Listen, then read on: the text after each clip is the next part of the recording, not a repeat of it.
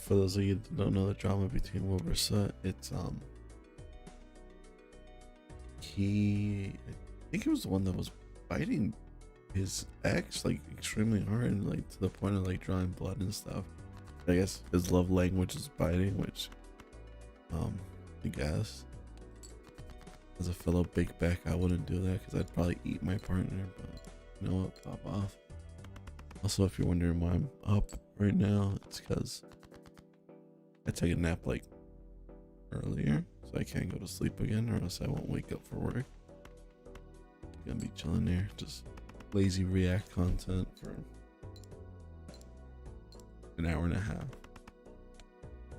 and we're just gonna be chilling and just play a game in the background.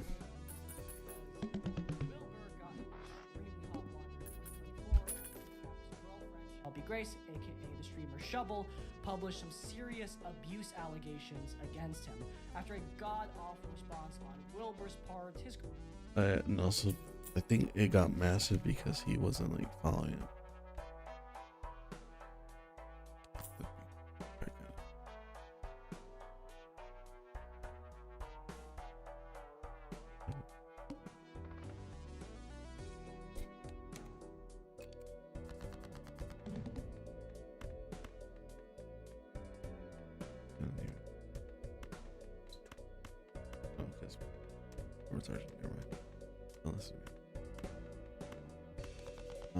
Yeah, but because he wasn't really stopping when she said that to stop, and it was just pretty much lack of consent stuff. Because you know when you do stuff like that, like you get like a safe word, and if you don't follow that safe word, then you're an asshole. And that's pretty much what he did. I think he also cheated on her, if I remember correctly. But this is like last year's drama, so I don't know it off the top of my head, so I apologize if I'm misremembering. They're probably Abby's probably gonna go over, or Crispy's probably gonna go over. Whatever. Crispy's probably gonna go over right now. But that's what I remember from Wilbur Soot, that he just bit down on his partner like to the point of drawing blood. Just straight went.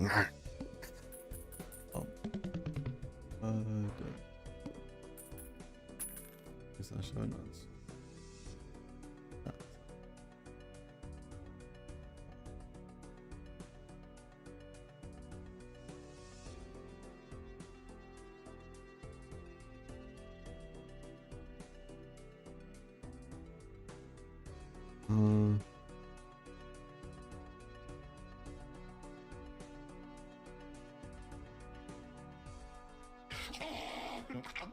Just went straight like that on there. Just like that. Career largely fell apart. His main channel is a graveyard which sees little to no activity, and it seems he's focused all his energy on a rebrand. That's crazy how many tabs I can have open. Like, what the heck? What did I think of this earlier? Except I can't read chat. I have my Twitch there. Away. All I really need is the top one. Called Lovejoy, aka his painfully mediocre music career. Oh joy.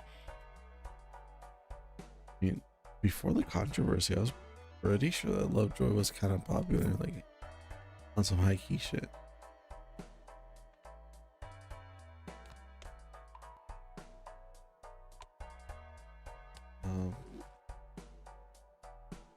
Just quickly look at it. Oh yeah, the Spotify thing.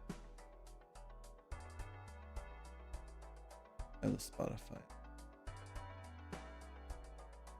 Well, it's probably gonna be lower now.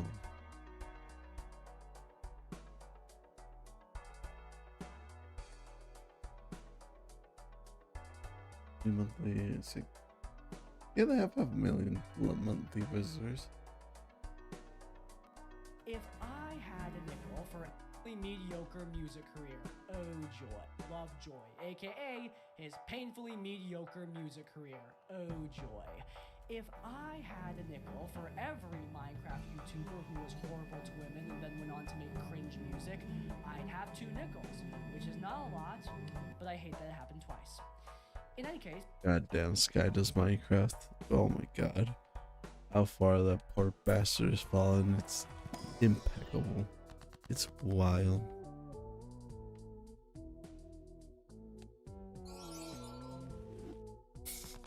Like, because what they're referring to is guy does Minecraft.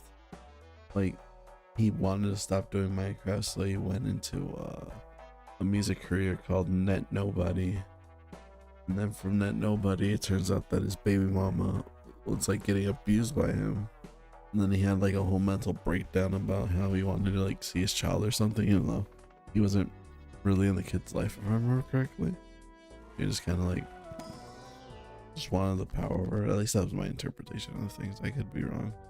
He could be a bit dead, I'm not sure.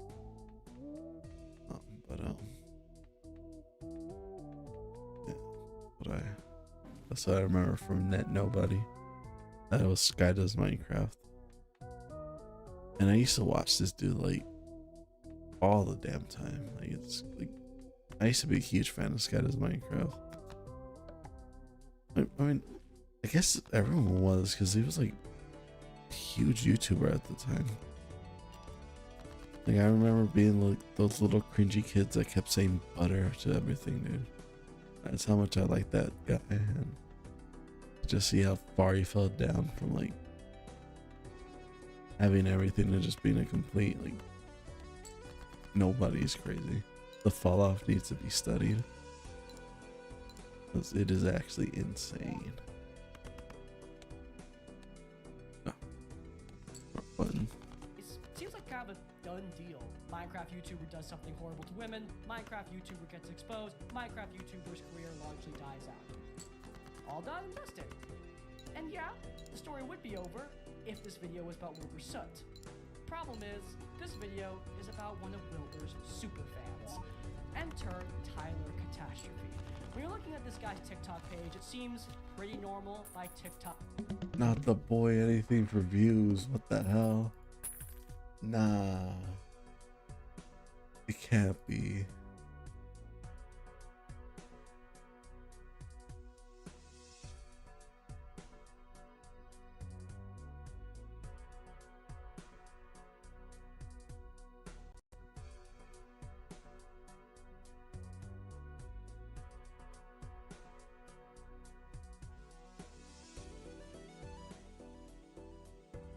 Not the only one seeing it, right? Look at it. I'll just. I know, man.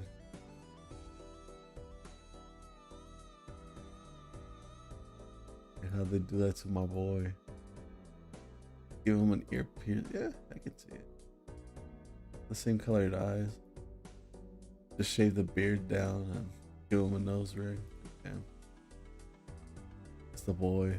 I can't believe it. It's crazy. R.I.P. the GOAT. Reddit ass bio you've ever seen in your life. He makes his living selling extremely overpriced jewelry on the internet and gets his views by venting about his personal family drama that we really shouldn't know anything about. Seems fairly normal by TikTok standards, at least. So what makes Tyler so special? We'll take a look at some of his more recent videos, and you might notice something strange.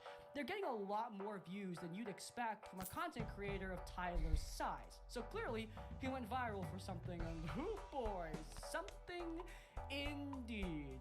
Tyler has one of the most disturbing parasocial relationships I have ever seen. But in like the 7 minutes that we spoke to each other, one, every time we made eye contact, I thought my heart was gonna fucking burst out of my chest and fly away.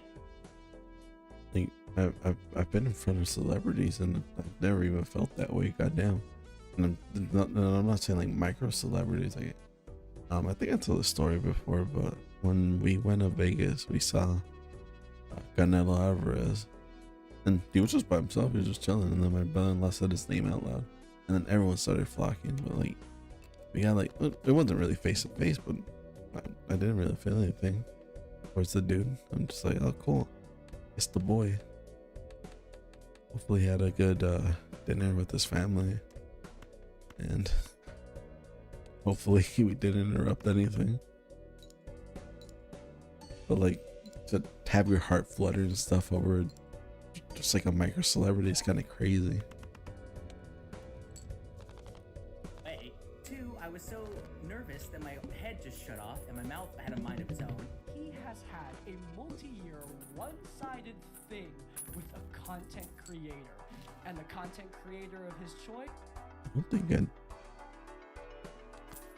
Well, I shouldn't say that. I don't think I'd ever do that, because probably, like, if it was like, who is a celebrity that I like at the moment? Or like,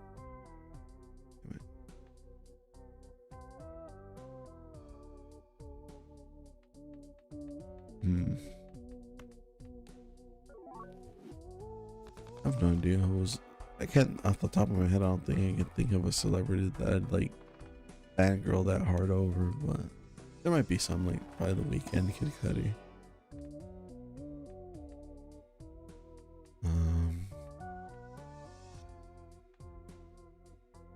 I don't know, someone. Is Wilbur Soot.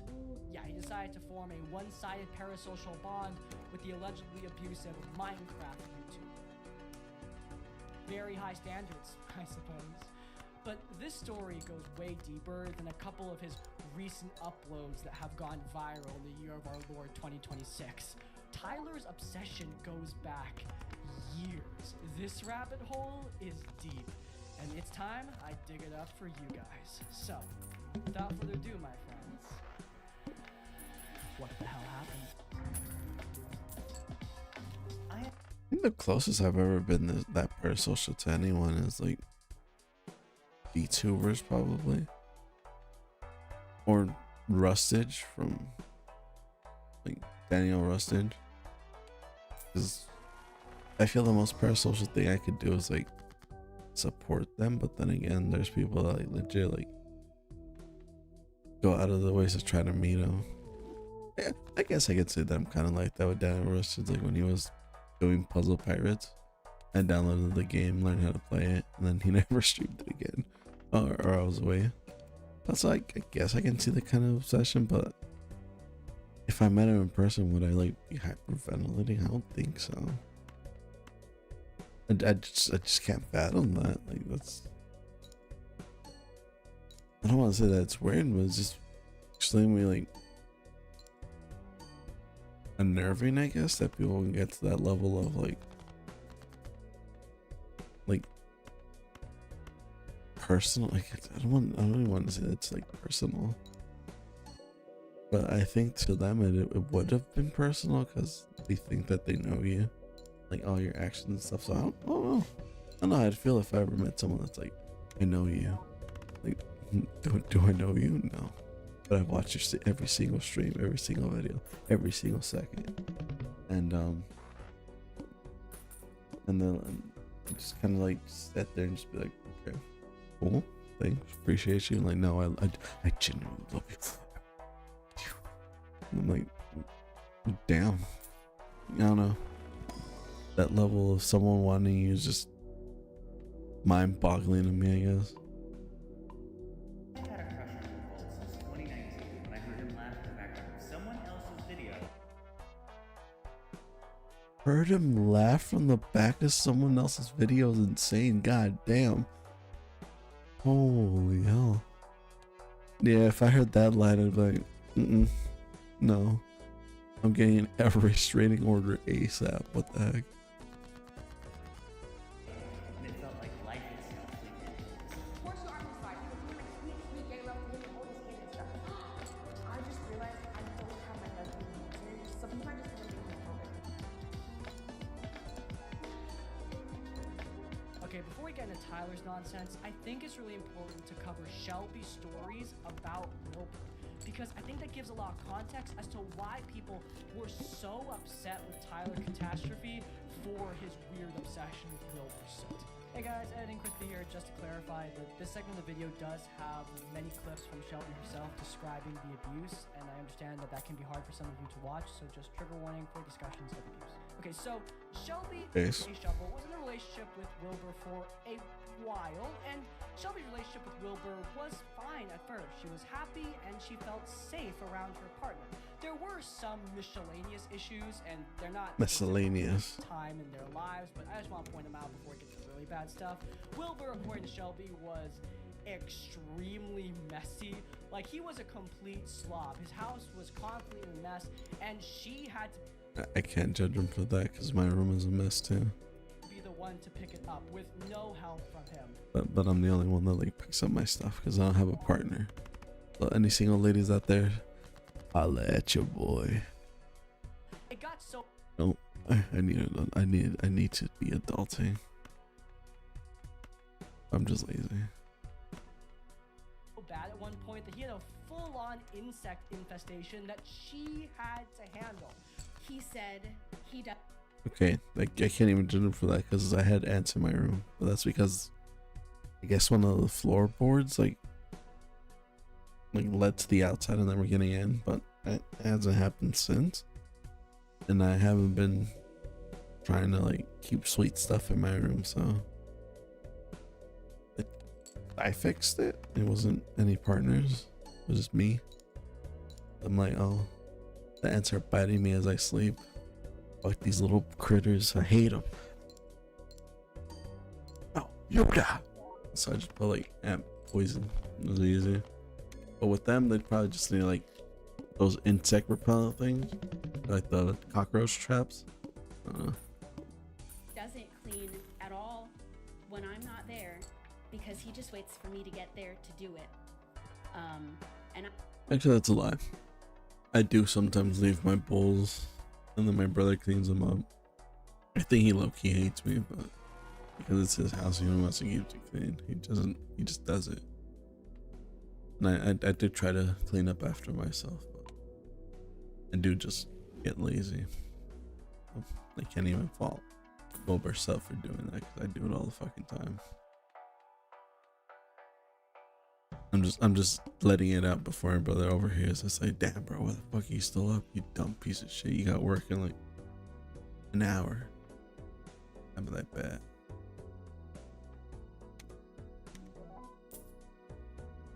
I only found out about that after we broke up because he said it behind my back.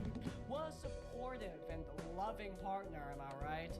His problem with not being very supportive of Shelby goes further than that because Wilbur lives in the UK while Shelby is in the United States. That's not a cheap plane if she wants to see him, but Wilbur decided that she has to be the one to handle her entire airfare. Despite the fact that he's a Minecraft YouTuber with millions of subscribers and high ad revenue, he didn't want to dedicate a single cent to helping his girlfriend out. She had to be the one paying for everything. Last time I checked, A base alert. Hello, Wilbur Sut. relationships are supposed to be this reciprocal thing, and I really don't think Wilbur remembered that little detail. Nah, gang, don't listen to Crispy on this one. As a man, you have to be the king, all right? You only move one space and you let everyone else do everything for you. That's how God intended it. Amen.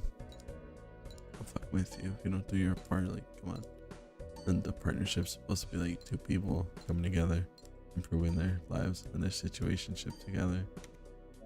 It shouldn't just be one person carrying the whole slack. It's like dumb. I'm just being dumb. But hopefully you guys know that I'm joking. Not that it's good. God, I need to change my audience. But those are not even But close actually, I don't to even the think I biggest have an problem in this audience, to be completely relationship, and honest. that's definitely not the reason why Shelby alleged that Wilbur was abusive. Like I said before, Shelby initially felt safe in her relationship, but a red flag popped up when Wilbur was doing something that's actually rather positive. He was asking for consent.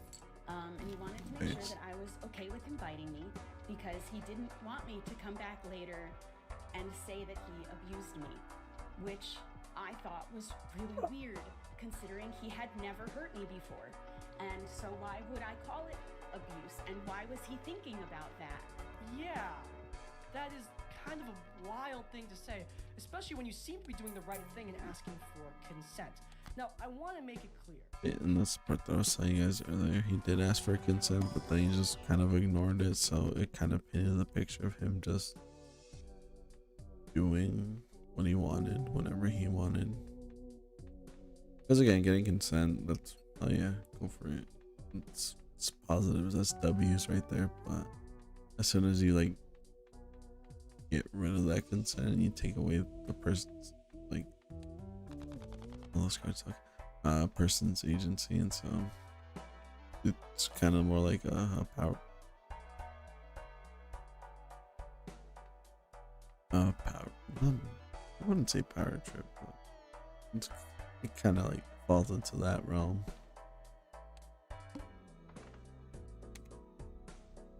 It's a big, but yeah, and that's what he got like most of the flag for, because he was avoiding, well, he started ignoring their consent and started hurting them, and so that kind of like added up into him being more of like an abusing person that got like a thrill from just breaking consent, taking control over their partners and stuff. That's what kind of fucked him. Well, that and him just straight up just Molly his girlfriend. As horrible as that sounds, that's exactly what he did. When you give He straight took a consent to chunk out of something her. like this, you're giving your consent for the action itself, but not necessarily for the action to be extremely painful. Shelby did not think this biting would hurt her in any way because like I've emphasized, she at this point felt like her relationship was great and normal. But after giving her consent, Wilbur started to show his true colors. Flush, When baby. he bit her, he would bite her so hard that he left bruises. But his biting escalated to a point where I was covered in bruises all over my arms, and they hurt, and he would poke at them for fun. Of course, she told Wilbur about this problem, and Wilbur decided, hey, we should have a safe word, which again sounds great on the surface, but safe words, keep in mind, are meant to be used as a last resort. Safe words are not a goal or a benchmark, they're a just in case. Whereas Wilbur, he was using it like a goal or benchmark, like a reassurance that he's okay to bite her as much as he wants. But he said he would try at first. And then he started saying things like, it was my pain tolerance that was too low, or I'm exaggerating how much it actually hurts. He's not even biting that hard. I'm being dramatic. This biting started spreading to the rest of her body. At one point, it became so bad that both her arms and her legs were covered in bruises. And rather than trying to comfort her, or maybe just realizing, hey, I shouldn't be biting my girlfriend so hard, Wilbur thought this was a good thing. In fact, he started bragging about it to their mutual friends. And he even felt so comfortable showing off my bruises that he had caused to our friends, because he would bite me so hard by accident. By accident, he would even joke that it looked like he abused me. I forgot about that part. That sounds horrible. Even with context, like who the fuck goes around like, hey, I abused my partner. Fuck yeah, dude. Hell yeah. Who the fuck does that? Crazy, I forgot about that. And eventually he did acknowledge how bad it looked that I was covered in bruises all the time. So he stopped biting my arms as often, and he started biting my legs instead.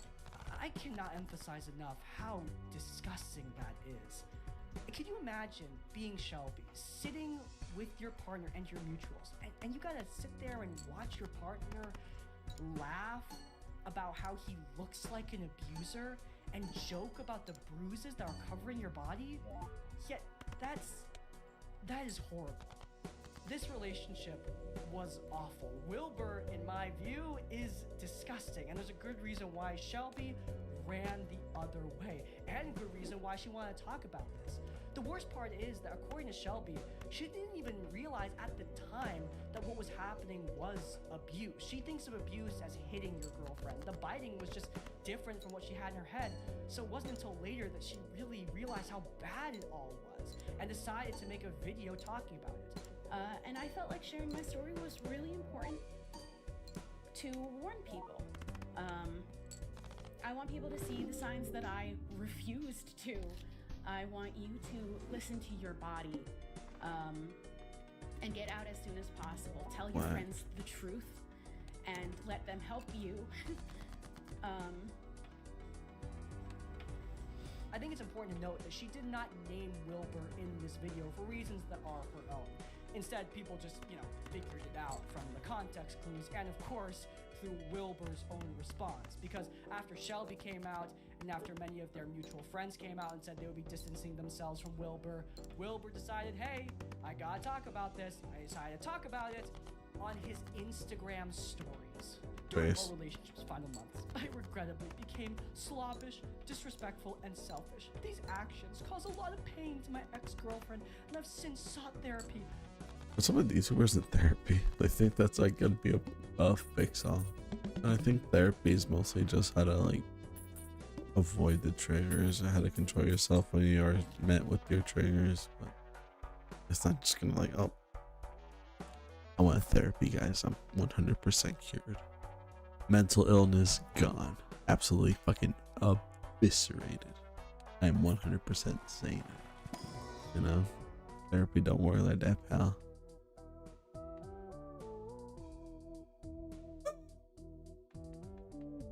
So look at the journal.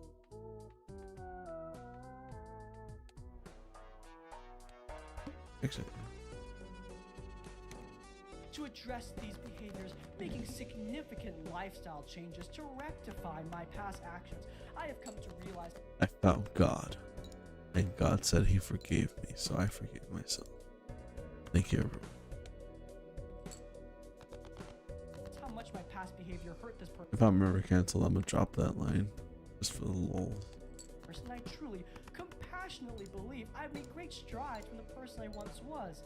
Funny how the person that you allegedly hurt is completely unaware of these great strides that you made in her name, but okay, you only seem to want to talk about it when you seem to be in hot water. The allegation of abuse, particularly in the form of biting, deeply shocked me. Throughout our relationship, I understood from our numerous conversations and text message exchanges on the subject, consensual, playful, and reciprocally enjoyed. I truly believe those personal message exchanges reflect mutual affection and understanding. Out of respect for her, though, I choose not to publish them and emphasize my perspective is not started to diminish or invalidate anyone's feelings. Instead, I share it in the hopes I can offer genuine, fair, and reflective insight into my understanding of the situation.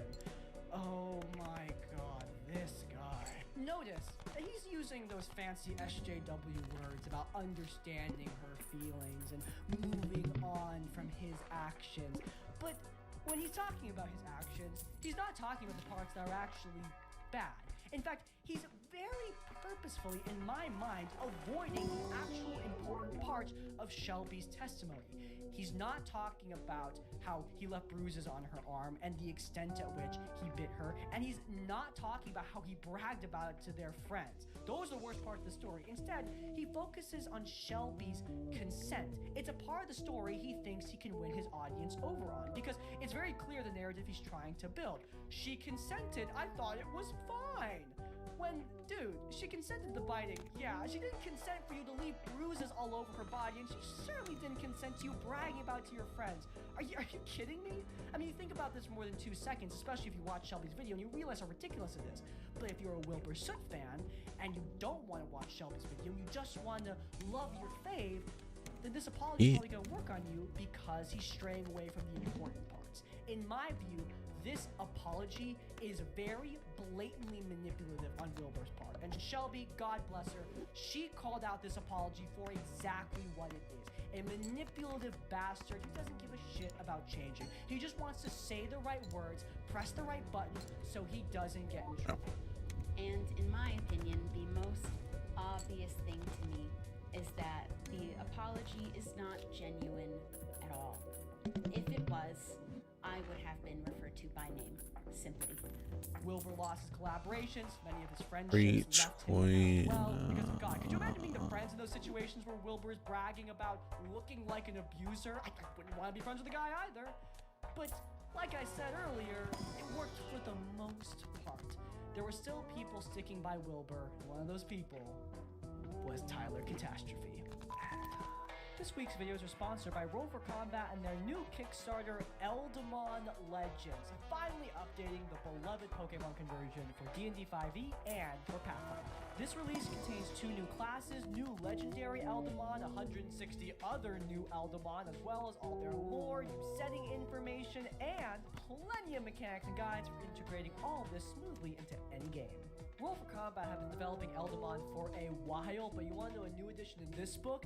The legendary Eldamon. Each one has their own backstory, history, rules, and their own adventure overview. Cool legendaries are my favorite part of the Pokemon game, so seeing those incorporated right here, oh yeah, this is worth picking up just for that. If you guys are interested, then you can head down to the description down below or the pinned comment where you can pick up Eldamon for your own D&D or Pathfinder game. Thank you so much to Roll for Combat for sponsoring today's episode. As always, supporting our sponsors does support us. Without further ado, back to the video. Okay, so Tyler. The earliest he got involved with Wilbur, at least from looking at his page, seems to be when this whole controversy was going down. He's talked about Wilbur in the past, but this is the first time he got any notice because he made a very weird defense piece regarding the whole Wilbur Soot situation. I completely forgot we were talking about his fan. I thought we were just going over Wilbur Soot. I'm like, who the fuck is this guy? I do not think that Wilbur Soot is an abuser, and I know I've said that fairly indirectly in the past, especially recently, but I do feel like now it needs to be said point blank. So I'm going to stick to 3 main points from Shovel's VODs. Please go and watch them yourself. You are under no obligation to think the way that I do. And then I'm going to touch on Wilbur's response, and then I think the general response needs to be addressed as well. Yeah, I'm so glad that you, the random guy, completely unrelated to the situation, I'm so glad that you don't think Wilbur is an abuser. Hoorah to you. His arguments in this video, man, they're rough. I'm not gonna lie, guys. It's tough to watch this, but I'm gonna go through them one by one with you all. Just like Wilbur before him, Tyler is focusing on very specific parts of Shelby's story in an effort to debunk her. For starters, he focuses on the minor point that Wilbur had kept a very messy house and was a bit of a slob. And his response to this claim is... Let's be honest, most men aren't taught how to take care of themselves in their living spaces. And for men in their early 20s, that's a lot worse than it should be. Every man I dated in their late teens, early 20s was gross. That's just kind of par for the course. It sucks, but it is to be expected. Look, I acknowledge that most men are messy. I just think that most men need to grow the hell up and figure it out. I shouldn't have thought it. Yeah, men are messy, but that's not an excuse for having an ant infestation in your place. If your girlfriend wants to... Hey, Crispy, come on.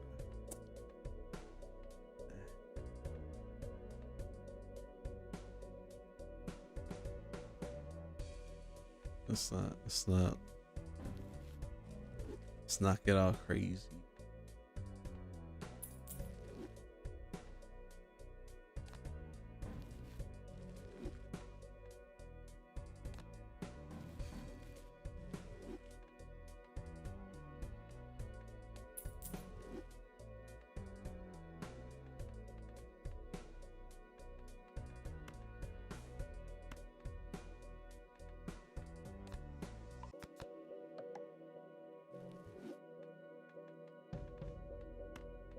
Say, yeah, that's bad. She's perfectly okay to do that, man. What the hell? I do not want to see Tyler Catastrophe's house if this is his opinion on cleanliness. Besides that, he also focuses on the minor points about the airfare, how it's expected of Shelby as the girlfriend to pay for all her plane tickets on her own because the distance is so great. It makes sense, right? 2, paying your own way, especially for a distance like that, is kind of expected. And when you take into account that they were both very successful in their respective careers at that point, paying your own expenses isn't by default malicious. Dude, the reason it doesn't make sense is because the distance is so great. Expecting your girlfriend to spend thousands to just see you without any aid on your part. Pull yourself by the bootstraps, Buttercup. Especially with the context that Wilbur, financially at this point, is raking in a lot of money from that Minecraft career. So, yeah, this is just a weird thing for Tyler to say. Kind of feels like he'll just defend Wilbur on practically anything if he can. And that's where we get to the serious part of this video, and that is when Tyler addresses the fighting, because he just says it straight up. Shelby consented. It's her fault for not communicating properly. Shovel states very clearly in her follow-up VOD that she consented to the biting. She then went on to clarify that what she had an issue with was the fact that it hurt. And while I don't think anyone should be hurt in their relationships, at the end of the day, that is a communication issue. Whether it's just poor communication or lack thereof, base? parties are responsible for that. Because a lack of communication or poor communication on either side is not, by default, malicious. Horrible? Like, this is the most victim-blaming stuff I've seen since Lily Orchard, and that's saying something. His point here is that Shelby should have communicated better, but she did communicate. So we were gonna use a safe word, so he could learn where my limit was. I didn't like it, and I tried telling him over and over again because he wasn't actually trying at all to not hurt me. That Tyler is focusing on very similar points to Wilbur. Wilbur talks about the slobbishness. Wilbur talks about how she consented. He's basically repeating his arguments, adding his own little fanboy spice Right, to the left, top. right, He claims that he watched all of Shovel's VODs. He understands exactly what Shelby said. So I'm going to stick to 3 main points from Shovel's VODs. But no, he didn't. There's just no way he did. He's ignoring the worst parts of the story and focusing on exactly what Wilbur wanted him to focus on. When I talked earlier about Wilbur wanting to manipulate his audience using these points, clearly it at least worked on someone. It worked on Tyler. This guy fell for it hook, line, and sinker, and I highly doubt he watched any of Shelby's original footage. If he did, there's no way he'd be saying half of this horrible nonsense. I'm saying that it is not your responsibility to be judge, jury, and executioner for people you don't know in situations that you don't understand. But it is my responsibility to defend an abuser through thick and thin in a situation that I clearly don't understand. Exactly. And I need to make it clear that his behavior towards Shelby, it is really disturbing, because this is not the only video he made regarding her or Yeah, Wilbur. failed. He even tried to spread false rumors about her falsely accusing another guy. And full disclosure, people who don't know, the lead singer of that band does have abuse allegations. However, one, the person making those accusations has a history of making false allegations. Do we not remember Parker? The Parker situation? Look, iNapper, another content creator who covered this whole thing, looked into the Parker situation, and it looks like a bunch of bunk. And from what I can see, is this actually seems to be a bit of a misinformation campaign to discredit Shelby in her accusations against Wilbur. You see, I found these tweets right here when I searched up about this and was doing research, and basically there were multiple tweets about it, and every single tweet that I could find had no evidence to suggest that any of this was true. I even found a Wilbur stan, ironically enough, saying that she deleted this accusation out of shame, but then people from the era of 2016 to 2017, from when this supposedly took place, came to the defense of Shelby, stating that this never happened. It's an entire campaign from Wilbur's superfans to falsify a false allegation. Source, I from made it the Shelby fuck to up. prove that she did it to Wilbur too. Look, I looked up Parker's YouTube channel. He still has a lot of videos with Shelby up and running. So if there really was some kind of horrible fallout between the two, I don't really think that he'd keep them up this long. I also have found nothing from Parker himself regarding a false allegation from Shelby, and I certainly haven't found the false allegation in question. Tyler is intentionally spreading an allegedly false narrative because he's angry at Shelby. Not only at her, but also at her fans. Notice how in his videos he keeps on talking about her young audience in a very condescending manner. We've ended up creating, under the guise of supporting victims, is a culture that has trained children, teenagers, young adults, anyone who will listen, to be internet attack dogs for people that we don't know. And you're allowed to be upset, you're allowed to be angry, you are totally justified in those feelings. But if you allow yourself to be blindly swept up in those feelings and the roar of the crowd around you, eventually you are going to find yourself in a situation where you are being used as a weapon by angry people who just want to see other people burn. He's doing this very intentionally. He wants to frame the people who dislike Wilbur as stupid, dumb kids who don't really understand what's going on, who are weaponized by a horrible, evil woman who's trying to falsely accuse an innocent man. It is a disgusting narrative that we see far, far, far too much. Tyler ends off this video by saying that this was just an issue of communication, that Shelby really should have just kept to herself and talked about this in private and not put this in the public because poor Wilbur lost so much. And when we live in a world where we are begging everyone and everything at all times to be better than it is, that kind of response does nothing but make everyone worse. This particular segment is painful because it reflects the primary source of hate that Shelby got after she revealed Wilbur's alleged abuse. If you are expecting me to put my abuser before myself in terms of who to take care of right now, you will be very disappointed. I am not doing that. I need to prioritize myself right now. Nice. I have been sent horrible things since the first moment I spoke. The same people are not expecting the same of him to stop people from sending me porn, gore, death threats, and sexual assault. Excellent porn. To try to like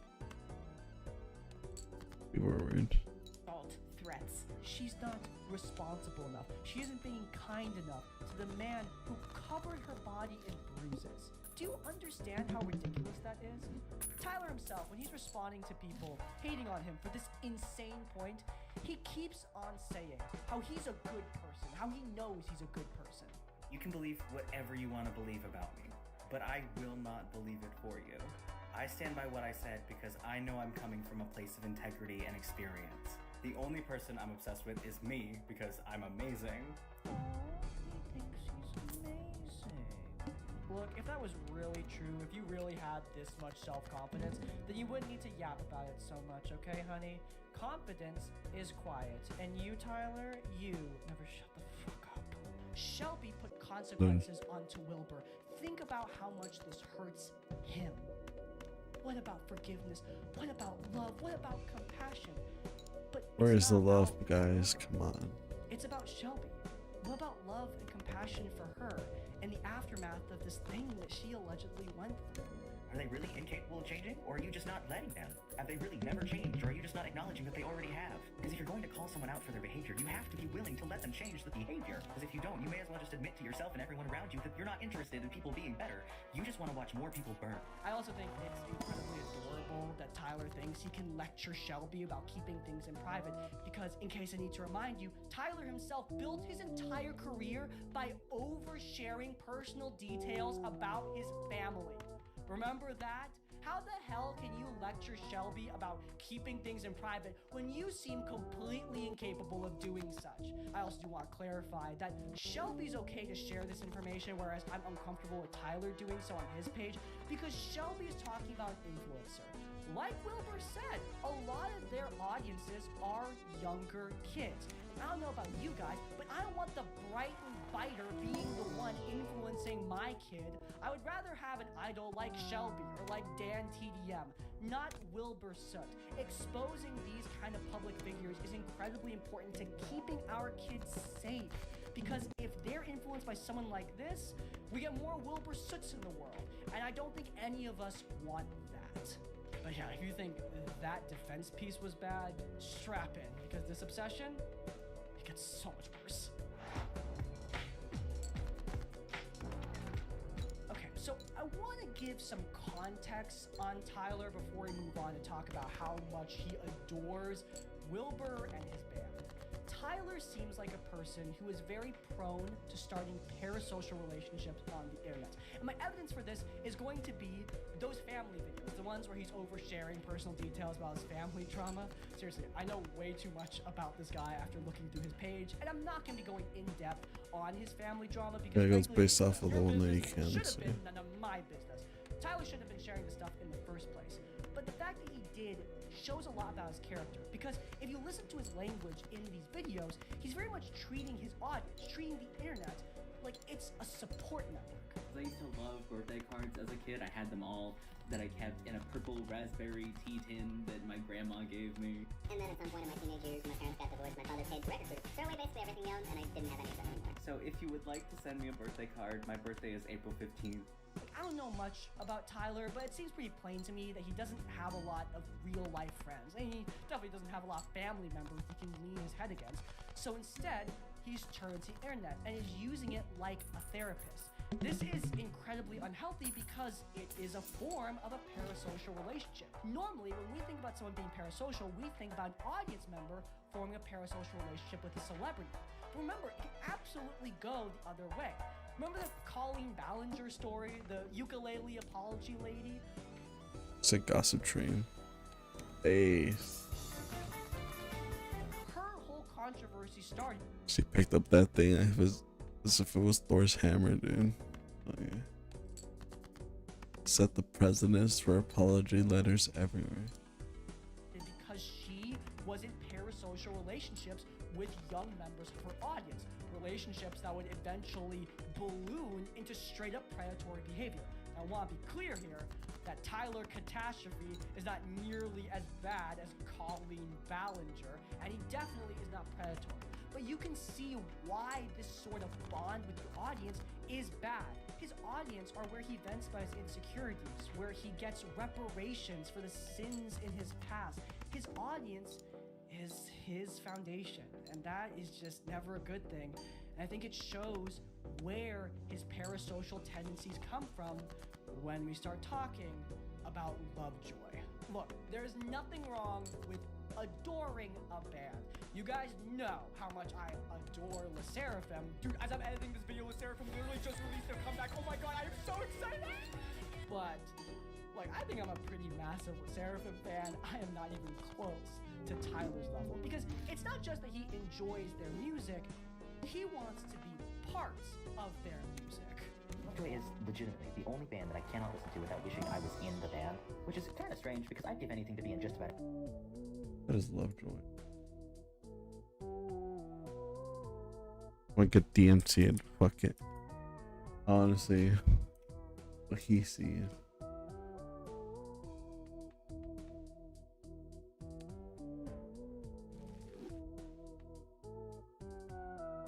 Share videos.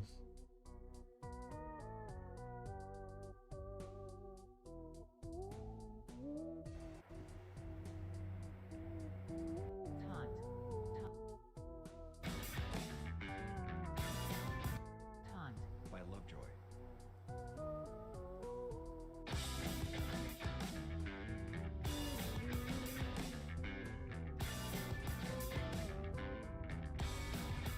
She's always asking am I alright, as if auspicious or in my pine. It kind of sounds like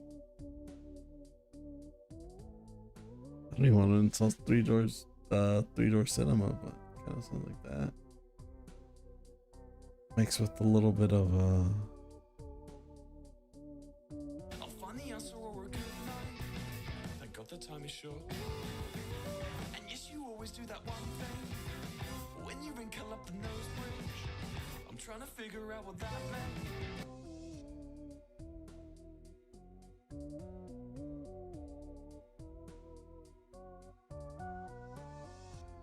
oh my god, it gets swell.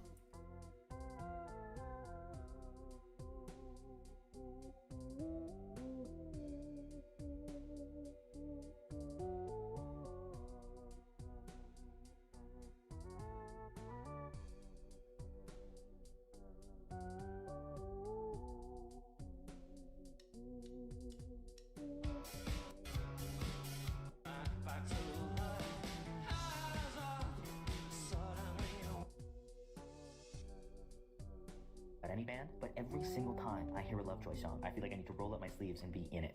You know, given that Wilbur Soot and his buddies make painfully mediocre music, I think with Tyler's skill level, he's gonna fit right in with them. But yeah, jokes aside, this isn't the worst thing in the world, right? I mean, everyone's fantasized about joining Critical Role or singing alongside their favorite musicians. I think it's a little weird to spout it to the internet in such an emphatic way, but hey, to each their own. But what if Would I ever want to get on stage with like Panic at the Disco? Probably not, because I know that I wouldn't be able to like match up so vocally to Brendan Urie's. I can't play any other instrument. I can't sing. So, you can have appreciation for people, but I would never think I'd be like, oh yeah, I could totally sing with Brendan Urie. Shut up, Brendan Urie. I told you that it's not just something he fantasizes about, it's something he tried to do. Because, yeah, he put out an audition for Lovejoy. Face. I watched it, and now you're gonna watch it too. You can make such a pretty picture. Oh, so happy, oh, so happy. I'm pretty cool once you get to know me. I feel at some point I broke my mind. I'm always searching the silent time. It's not the worst. Like, you can't really bash him. It's not bad. It's not good. It's not bad. At least he's like trying to keep it to him. I don't know if that's a he or she, but they're trying to keep it in tune. And then with the song that I just listened to, that's kind of like what the band sounds like. They sound kind of monotone. But I don't think it's any fault of his own. It's just kind of music that it is. So I do have to defend him. Like he's keeping it beat, I guess. It's not the worst thing I've ever heard.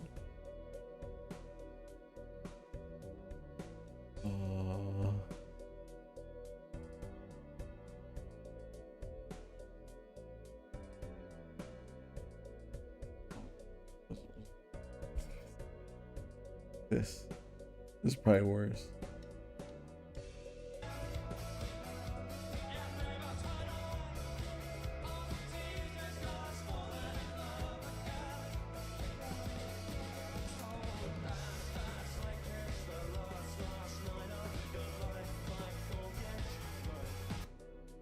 How can you be putting so much fucking like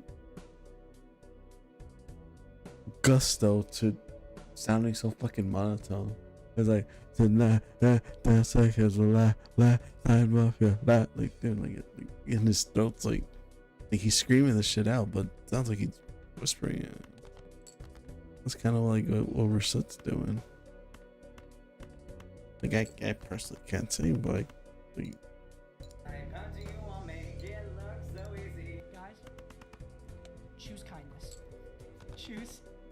it's not bad. It would right.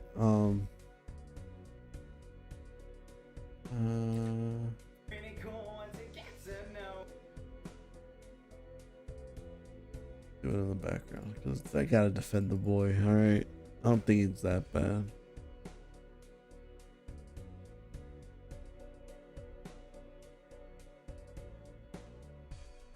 And that is Portrait of a Blank Slate by Lovejoy. All right.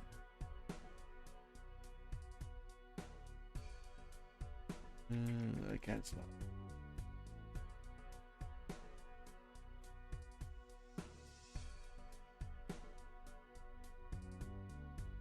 Ah, shoot. That's the video. Fuck. It's something.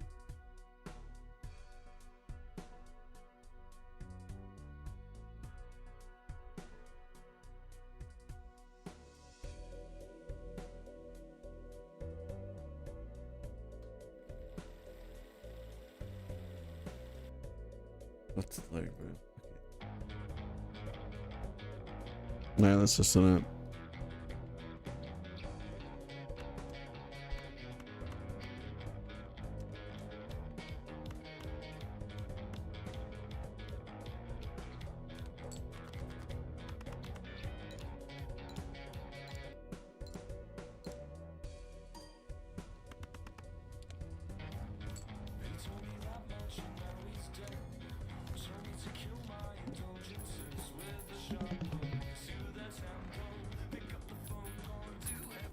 The trap screen for this. I want to get demonetized for the entire list.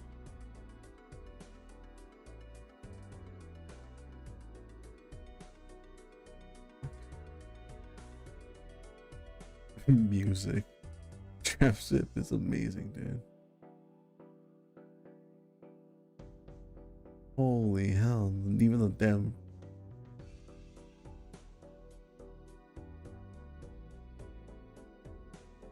Oh, literally the next.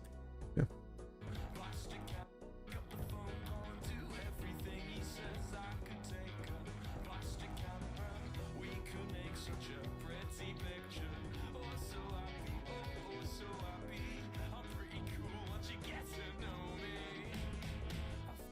Yeah, they're not giving him much to work on. I don't see where the hate's coming from.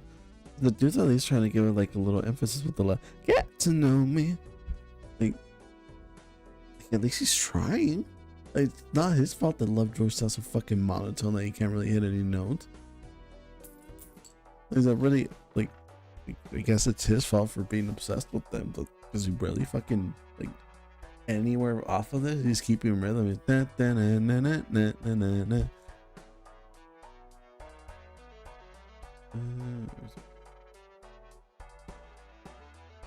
he tried to do because his foundation. But like, I think I'm a pretty Lovejoy. Look, there's nothing wrong. Well, wants to Do without wishing I was Lovejoy. right? And now you're gonna watch it too. You can make such a pretty picture. Oh, so happy, oh, so happy. I'm pretty cool once you get to know me. See, he's at least trying. He's at least trying to put like some flavor in it. Like, it's not his fault that he's trying to flavor bland chicken with like a pinch of salt. Like, is it really his fault? Like, at least he's trying to put personality in it. Like, does Wolverstood play it any better live?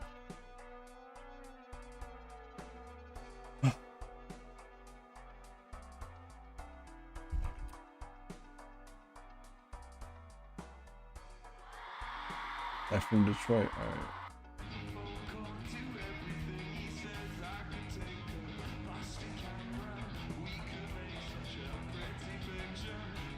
It's monotone as fuck. Can you really blame the fucking guy?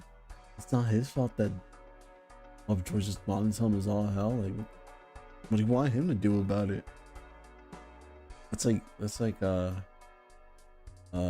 getting mad at people for singing. What's a really low song? I can't think of songs at the moment. Or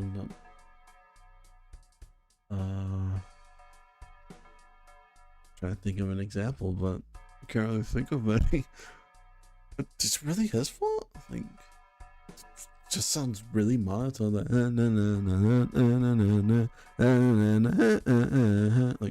what do you want him to do with it? There's not much that you can do. Unless you change the entire fucking song. Unless you pull a...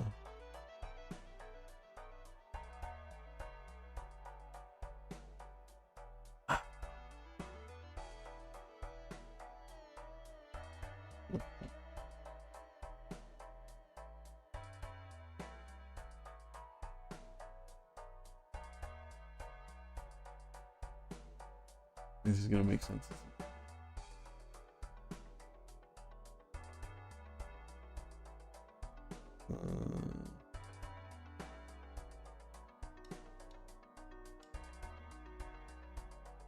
Like, unless if the song sounded like that and then he popped up like sounding like this,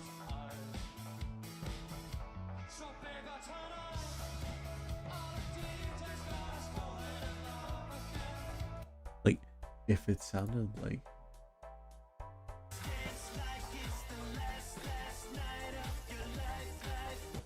I'll even give it 5.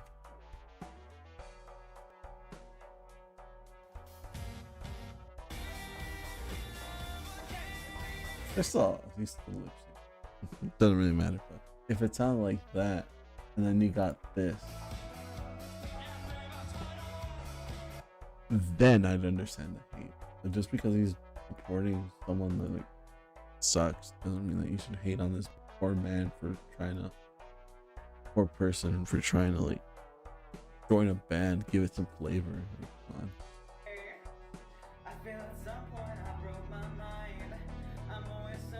He's trying, because if that was if he was really trying to impersonate or like actually try to be a part of Joy Division, he'd be like, what are you saying?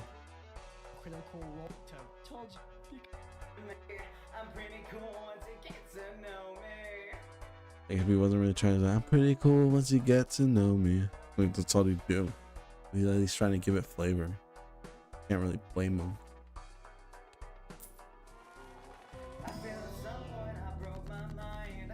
What I'm trying to say is that you can't blame him for a song that sucks, for singing a song that's, we're badly singing a song that sucks because the song sucks. All right, structurally. I'm always searching the silent type. How do you all make it look so easy? Guys, choose kindness. Choose kindness. I swear, Crispy. The song itself, Lovejoy itself, they're the most bland chicken fucking artists ever. You can't blame him for at least doing the bare minimum and trying to use his vocals. All right. Because if he was actually trying to sing Joy Division, he'd just sing it in a monotone, like one-dimensional note. Just like what's his Wilbursutt. He got famous off his like he's like One Direction. Like if he was chopped like me, he wouldn't be in any stage whatsoever. That's all I'm gonna say. Luckism got his back, alright. It's okay. And probably the only reason why you're hitting on the dude is because he's weird and is defending a abuser. That's probably the only reason why you're actually hitting on the myth, on the legend. Man. It is some other stuff. It felt like I was watching that video for hours because yeah, it goes on for a while, man. I could take a plastic camera. And while later on he would claim that it was all just a joke, he didn't actually, want to join Lovejoy. Also, side note, the number of people who took that I'm so serious as I'm so serious, wild to me. Do you not hear my voice? Of course I didn't think they were gonna actually want me to join the band. Yeah, no one... Champ, just take it to the chin. Just be like, you know what? Yeah, that was my audition. Yeah, it's kind of cringy, but you know what? I was trying to spice it up, right? No offense to Wilbursutt. I love you, baby, but you got the vocals for that, champ, alright? Fuck. No one believes you. With the constant ranting he did about wanting to join the band, and the countless TikTok videos he made about the band and their music, and how much he wants to be a part of it.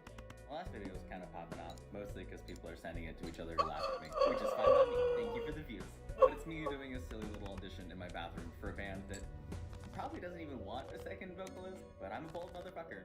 And embarrassing myself in the right direction is kind of my thing. Yeah, it doesn't really feel like this was a bit. This just felt like something that you walked back when you realized that people were making fun of you. Yeah, you should have just been like, you know what? Yeah, I try my best. I feel like I can add some things to the band, bring back the passion, bring back the soul. Oh shit, my alarm's about to go off. Yes. 3:45. I could have brought the soul back because I have a soul voice, and they'd be like, dude, what the hell do you mean? And just with like, I can't do it. I'm waking up, my brother. But if you get it, if you know, you know. Now you'll know.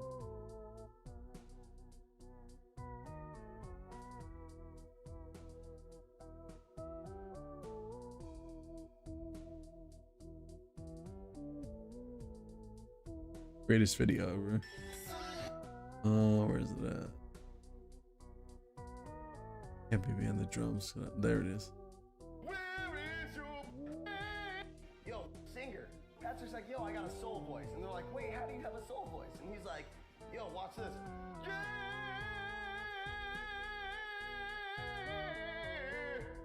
And they're like, oh my god, that sounds like soul. So they put it in the song. It was like, Baby's all but a night.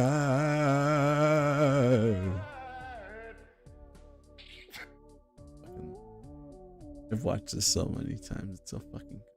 I love Brendan Jerry's voice. Right, that is probably one celebrity that would fangirl over because his voice is amazing. Right, I would fan over Brendan Urie. I'm not gay, but I'd have his children. All right, that's all I'm saying. So I guess, yeah, if it came out that Brendan Urie was a horrible person, I'd probably be like, fuck. I gotta separate the art from the artist. I'm sorry, right? Too many bangers.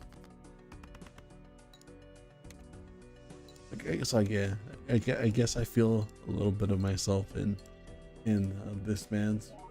If it came out that Brendan Urie was out here just like eating his exes, I'd be like, you know what? Eating out your ex, we take those. going off. They were like, yo, if you can make our scene any bigger than it is, which is not fucking hard, we will sign you guys. He was like, yo, we got this record that's fucking dope, dude. It's called Take This to Your Grave. Because it's called From Under the Cork Tree, it's gonna be fucking huge. And then Patrick's like, I gotta keep it real, I gotta keep it artistic. These are 3 songs that are gonna make the album. It's called,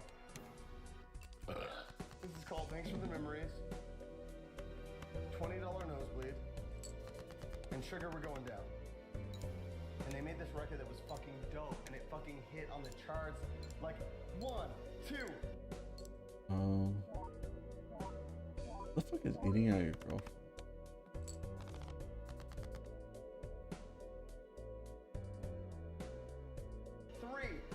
Three, 2, From Under the Cork Tree sold 3, 4, 5, 6, 7, 8, 9, 10 to 1. From Under the Cork Tree sold like 4 million records. 10 million records. 15 million records. And Brendan Urie had nothing to do with the entire record. And Patrick was like, that's good.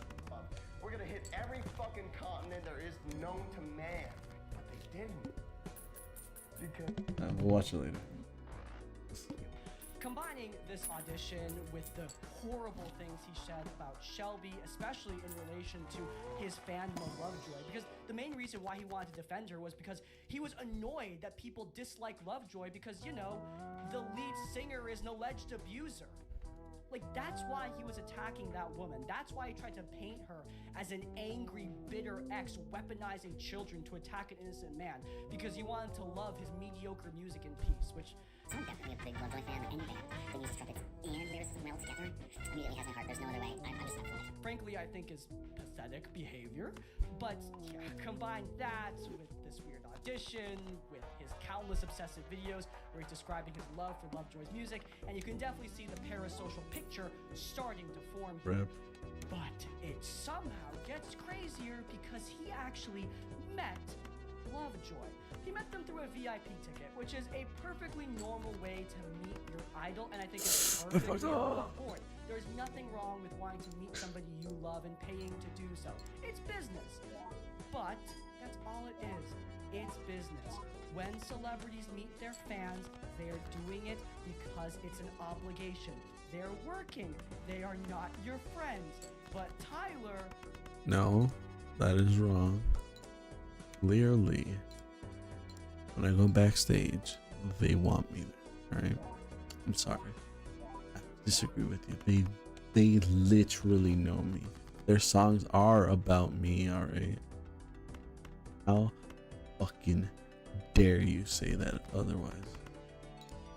Was really not keeping that in mind. Mark recognized me and my roommate, which was fun. Love that guy. Oh my god, he actually did say the line. If he says the songs are about me, I'm literally just gonna end stream. Also, sorry about the slide. It's so cringy. Will's been more mobile on stage this tour, just like moving, bouncing, and twirling around. I gave him one of those straps that like connects to the back of your head so your glasses don't fall. I'm sorry I wasn't there several days before. This is totally on me. I'm so sorry. I mentioned my titanium ribs, and Mark's response was, well, at least next time, you know, you'll bow. In my life, I've seen hundreds of bands live. I'm friends with a lot of bands. I've met a lot of bands. And at some point, you realize there are some things that you really just can't fake. And Lovejoy is one of those bands that I genuinely have no issue standing by. Notice how in this video, he is describing all these people on a first name basis.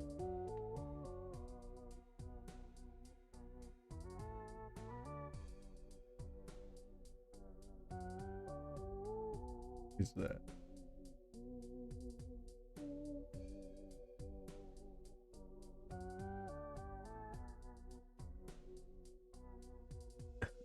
As soon as Lovejoy didn't fucking as soon as he meets Wilburson in the street, he's like, "Who are you?" This will be the last. Dear Mister, I'm too good to call and write my fans. This will be the last package I ever send your ass. It's been 6 months and still no word. I don't deserve it. I know you got my last 2 letters. I wrote the addresses on them perfect. Like they're God. buddy buddy. Yeah, he definitely has a different vibe, doesn't he? You could trick yourself into thinking that he knows these people when he definitely doesn't. Also, the audition that he did, yeah, he tried to bring that back up. But they know about the audition video. They didn't ask me to join the band, but it's fine. They seem Why to are be we doing here? pretty okay without me, at least. Just to suffer. I would never let the thing see the light of day, especially after the reception that Tyler got. He does try to imply that they knew about it in advance, and throughout this video, he's constantly talking about how much he was recognized by the group, how many TikTokers knew who he was, but honestly, with how much this guy is low-key kind of manipulating the conversation around Lovejoy, I would press X out on all of that. If the audition really... No, they literally know, alright? Why would he lie? The songs are literally about him, alright? How fucking dare you, what is the word that people use?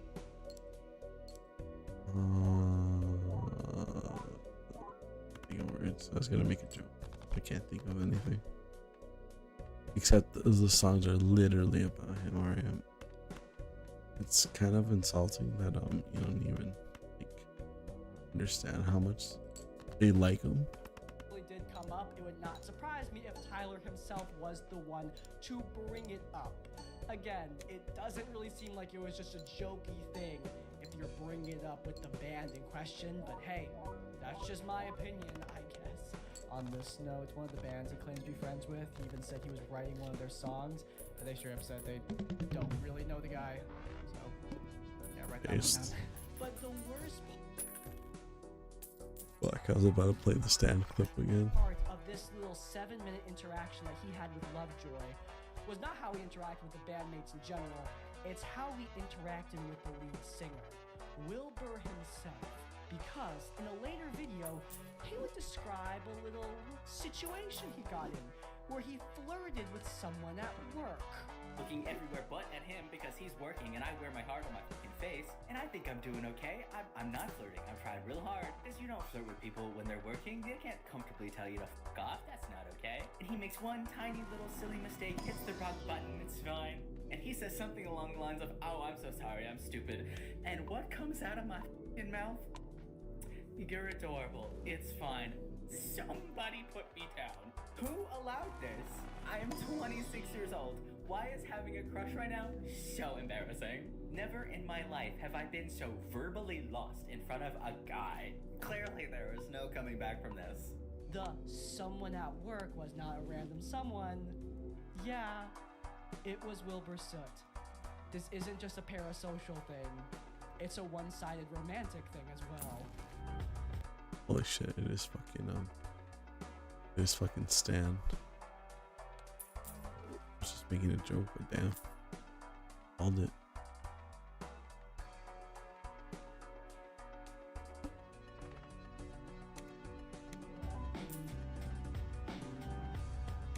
Oh yeah, the plot twist that everyone saw coming.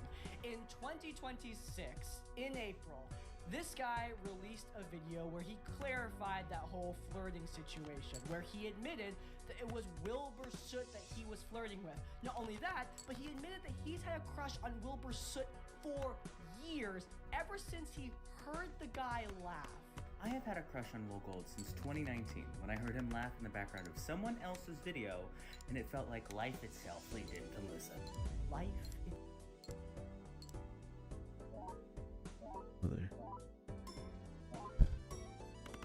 Brother, that is.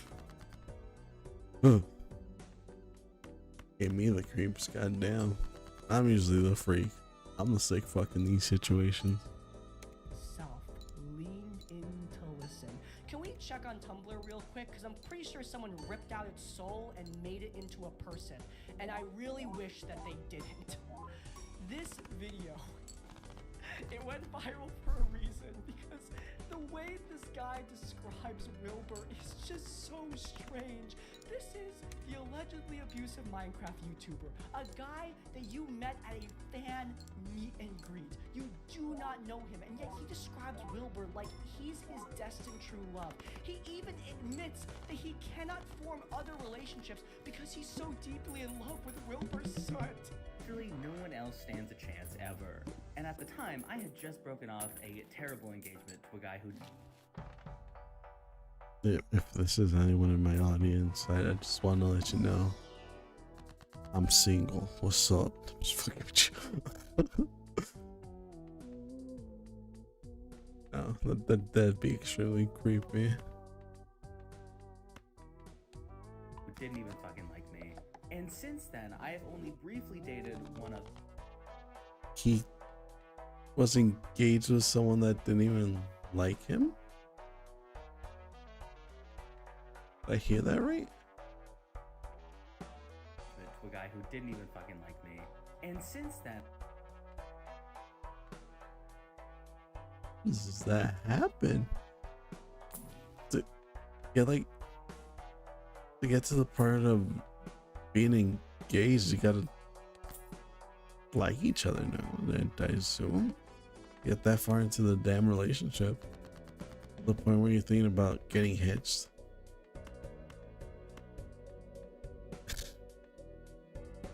People's just weird. And I have only briefly dated one other person who was wonderful, but it didn't work out. And so in all of that time, regardless of how many people have tried and been interested in me, I have not been able to find the interest for any single one of them. The CIA could not torture that information out of me. Nope. Oh my lord. This is not a simple celebrity crush. He doesn't just think that Wilbur is cute, which just, sorry, he's not. Seriously, like, this is your... I mean, not a bad looking guy, especially in here.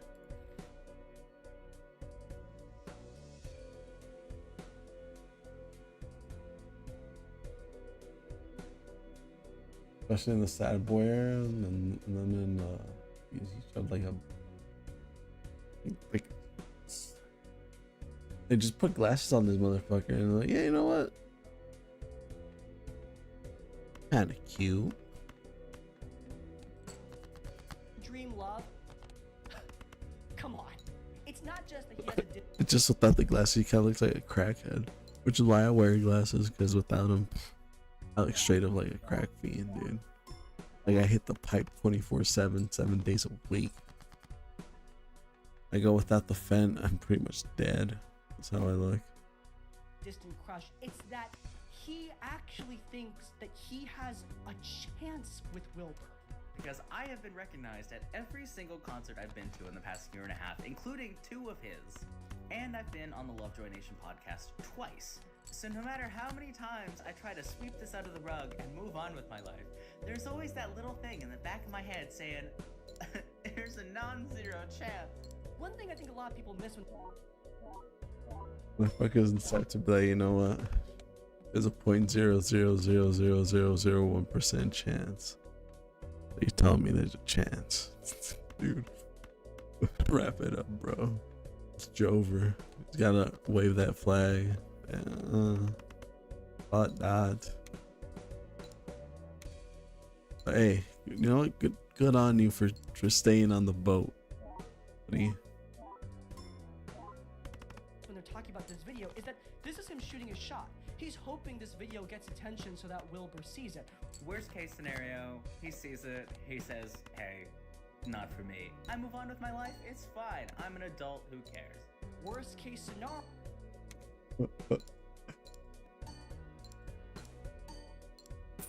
So now he says no.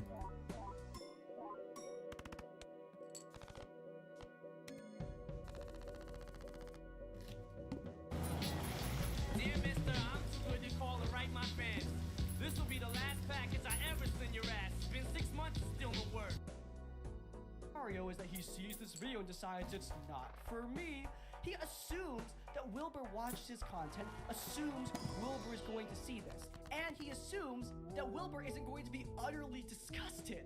This is a very strange video. Wilbur's own many problems notwithstanding, parasocial relationships are no joke. Forming relationships with obsessive fans can end extremely badly. And with this guy's long history of defending Wilbur, yeah, obsessive is a generous word. It reframes so many of his earlier problems. Keep in mind, this is not the only video where he talked about his crush on Wilbur. Like, he made a bunch of these, especially after people started criticizing him, doubling down over and over again. It was something. Thinking to myself, hey, I bet if this guy knew me, he'd probably like me back. If there's a chance. Is also not parasocial. It's just...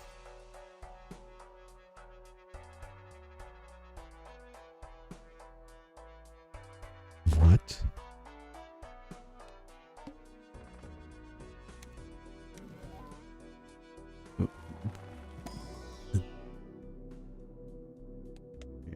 Let me just break this down for you. Thinking that you have a shot with someone you know nothing about, just ascribing all of these aspects of their lives through just watching their videos and being a fan of their music. You think that you know what's going on in their mind, but that's not parasocial.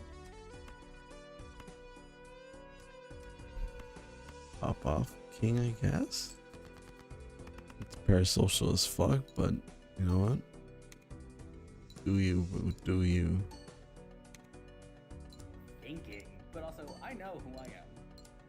And Yeah, and you don't know who he is, so you don't know what he likes, what he dislikes, you don't know what triggers him, you don't know what makes him bite the dog shit out of his girl.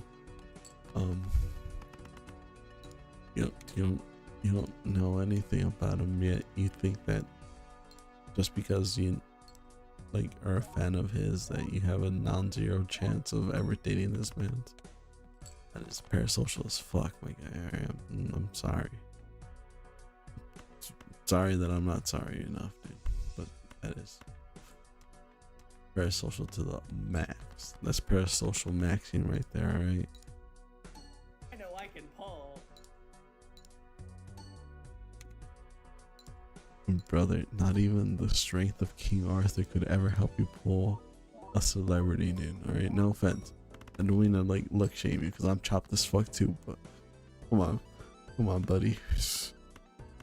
That's like me saying, you know what? I think I can get Pokemates tonight. Like, no, I can't. Right? Then again, I do like the confidence, which is probably what I need, you know? It's that little bit of confidence, a little bit of pep in my step.